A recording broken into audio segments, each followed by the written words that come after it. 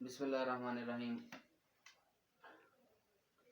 आज basically law topic से हट के मैं एक बात करना चाह रहा हूँ। That's regarding the appointment of the जजेस, न्यू जजेस in the high courts. Almost चारों हाई कोर्ट्स के अंदर न्यू जजेस अपॉइंट हुए हैं, बल्कि पांचों में कह लें, कुछ ट्रांसफ़र करके गए हैं।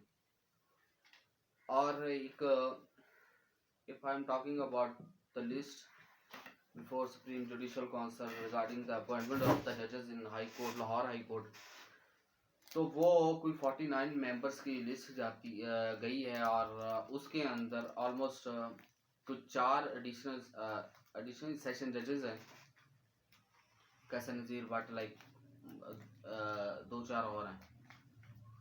अच्छा, इसके अलावा इस लिस्ट के अंदर कुछ 6 लेडीज़ का नाम था, ठीक है।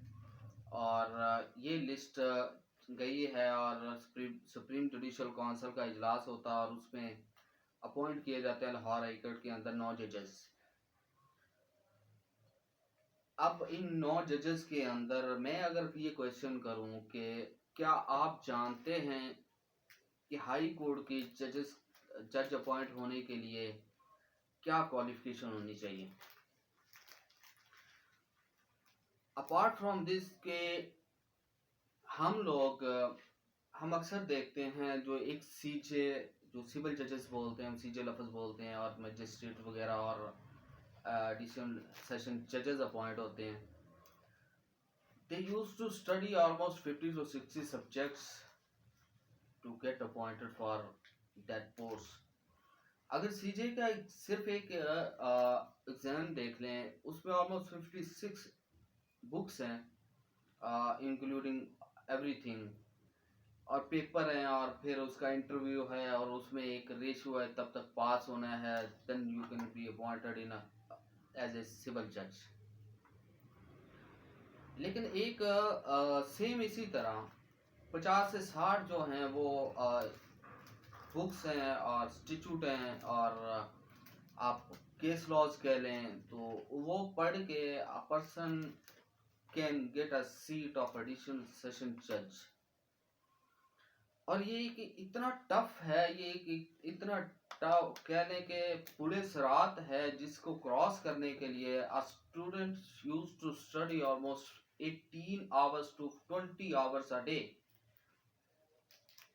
ये करने के बाद वो अपॉइंट होते हैं। और मैं जहाँ तक मेरी एक्सपीरियंस है और नॉलेज है, वो ये कि हार्डली ओनली 5% इफ आई से 10% जो जजेस हैं एडिशनल होते हैं, देन बिकम अ जज ऑफ हाई कोर्ट।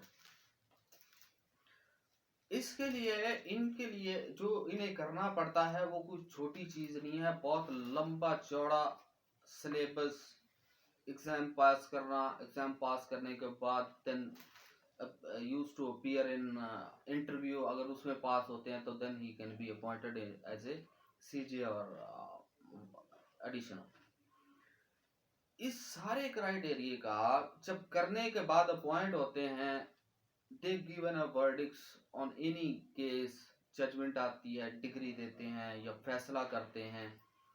और नॉन कॉम्पिटेंट पर्संस, मैं वर्ड थोड़ा सख्त बोल रहा हूँ, लेकिन ये मैं कहना पड़ेगा मुझे कि ये एक एडिशनल जो फैसला देता है, चाहे वो sentence to death to any accused हो या किसी और लाइफ इम्प्रिजनमेंट हो, और उसको ओवरव्यू करने के लिए कौन बैठा हुआ है,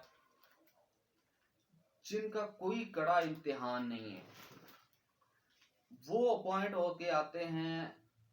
कि कोई किसी के रिलेशन से आ जाता है, कोई किसी से लाइक किसी अच्छे चैम्बर से है तो वहां से अपॉइंट होके आ जाता है, और कोई जो है वो किसी हुकूमत का मंजूर नजर होता है तो वो वहां पे आ जाता है।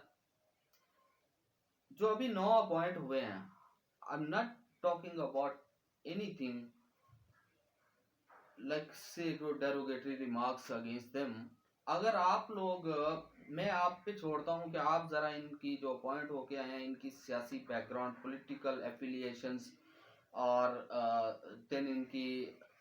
I'm not refusing their legal efforts कि उन्होंने किया, काम किया, बिल्कुल किया, ये नहीं मैं कहता कि वो नहीं किया, लेकिन इनके अपॉइंटमेंट के लिए क्या क्राइटेरिया है? सिर्फ ये कि एक आप अच्छे चैम्बर से हैं, किसी एक पॉलिटिकल पार्टी से अफिलिएशन है, ठीक है, या आप ऑलरेडी किसी के मंजूर नज़र हैं तो आ जाते हैं आप ऊपर।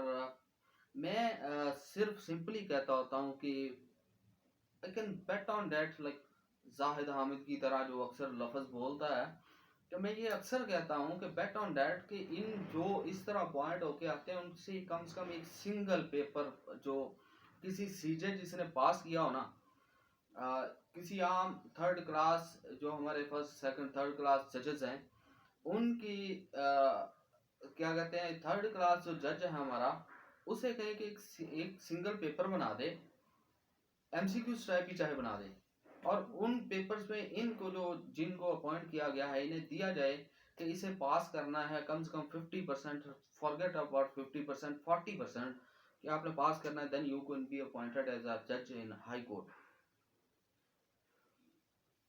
देख लेते हैं कितने पास होते हैं, मेरा नहीं ख्याल, क्योंकि कोई ये छोटी चीज नहीं है। आप उनके ऊपर मुसल्लत कर रहे हैं उन लोगों को, then they will be in committees, different committees के वो हेल्ड करेंगे और निगरानी उनकी करेंगे जो 50 से 60 70 सब्जेक्ट पढ़ के आके इंटरव्यू दे के पास होके आपकी सीटों पर बैठे हुए हैं और आप उन पे जाके हेड लगेंगे। ये तो उसी तरह हो गया, अभी सिंध हाई कोर्ट में एक बिल पास किया है उन्होंने कि अब से जो यूनिवर्सिटी के जो वाइस चांसलर हैं, they don't need to be possess PhD degree, किसी को भी उठा के ब्यूरोक्रेट को लगाया जा सकता है। यानी एक प्रोफेसर जो कि पीएचडी डिग्री कर रहा है और पढ़ा रहा है, उसके ऊपर एक नहले को लगा के, चाहे पॉलिटिकल पार्टी के किसी भी मंजूर नज़र को लगा के उसके ऊपर बैठा दें, तो सत्यानाश होना है सिस्टम का। यही हमारे यहाँ हो रहा है। जब एक मुझे कॉम्पिटेंसी, मैं कॉम्पिटेंसी पे जिक्र नहीं करूंगा, बात नहीं करूंगा, they may be a competent person, they may be, but क्यों, कैसे? आप उनसे कम से कम उनकी कोई क्रेडिबिलिटी तो ले लें। सिर्फ ये ना देखें ये इस चैम्बर से है, ये यहाँ से है, इसने इलेक्शन लड़ा था, ये जीता था, ये इस पॉलिटिकल पार्टी से वेल विशर है, ये इसको हमें फायदा देगा। आल दो कि ये चल यही रहा है, ये पॉलिटिकल पार्टीज के ही बंदे हैं। आप ये अभी 9 जो अपॉइंट हुए हैं हाई कोर्ट के अंदर, मैं एक सिर्फ आपको एक नुक्ता नज़र देता हूं कि आप जाएं गूगल पे और इन पे सर्च करें कि आया ये किस से बिलोंग करते हैं। कुछ पॉलिटिकल पार्टी से बिलोंग करते हैं, सिंध में लगेगा तो पीपी के बंदे लगेंगे, पंजाब में लगेंगे तो सबको पता किसका केपी है, तो ये खेल है। और फिर आप आगे कहते हैं कि हमारा 156 जुडिशरी में 156 नंबर है, क्यों? इसीलिए क्योंकि आपके पास मेरिट ही नहीं है, आप मेरिट पे बात करते ही नहीं है। अब मेरिट पे अपॉइंटमेंट होगी तो फिर होगी। आप और जैसे मंसूर अली शाह साहब हो गए, हाई कोर्ट के 6 जजेस जो थे, 5 हैं, अभी 5 हो गए, जो अक्सर खत लिख लिख के थक गए हुए हैं कि ये जस्टिस सिस्टम ड्रैग हो रहा है, इस पे कुछ कर लें, लेकिन नहीं, कॉम्पिटेंसी है कोई नहीं। और फिर यहाँ आके एक्सपेक्ट किया जाता है कि हमारी जुडिशरी का टॉप पे नंबर होगा। Sorry for that, it will not happen, it will not happen, it's going on like this कि आप किसी को उठा के किसी के मामला कोई देख लें किसका किससे तलक है और ला के रख दें और उन पे निगरानी करवाएं जिन्होंने 50-50 60 सब्जेक्ट पढ़ के पास किया होता है। तो खुदारा कोई कॉम्पिटेंसी ले लें, कोई कम से कम एक टेस्ट, सिर्फ एक टेस्ट रख लें। से मेरी सिर्फ एक गुजारिश, सिर्फ एक टेस्ट वो रखें। अगर वो पहली बार उनमें हुआ तो वो उसे पास कर लेंगे और आप उन्हें अपॉइंट, चले आपने अपॉइंट कर लिया, अभी भी कर लिया, अभी भी उनसे टेस्ट ले लें, लेकिन नहीं होगा। क्योंकि जो माशाल्लाह एक लाइन हमारे यहाँ ऊपर चल रही है ना, वो एक बहुत ही अफसोसनाक है। कॉन्स्टिट्यूशन तो हमने मुअत्तल किया हुआ काफ़ी अरसे से, अप्रैल 22 से मुअत्तल है, उस पर तो किसी को कोई परवाह ही नहीं, अपने इस्तेमाल के लिए सब कुछ हो जाता। तो अल्लाह ही है, हम तो यही कह सकते हैं कि कुछ खुदारा कोई क्राइटेरिया बनाए किसी चीज़ का, ताकि हम इसको, हम जुडिशरी को और ये जो हमारा प्रोफेशन, नोबल प्रोफेशन का, इसको ड्रैग ना होने दें। तो यही दुआ कर सकते हैं। फिर इंशाल्लाह बात करेंगे किस टॉपिक पे। अल्लाह।